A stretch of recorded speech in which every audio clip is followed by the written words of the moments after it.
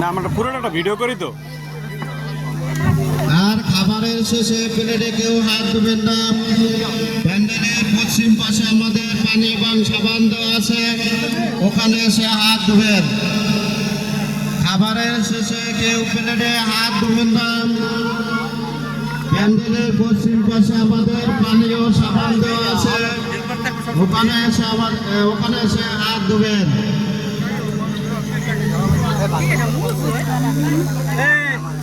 কেউ থালে হাত দিবেন না, না নিয়ে কিন্তু পানি লেগে অনেক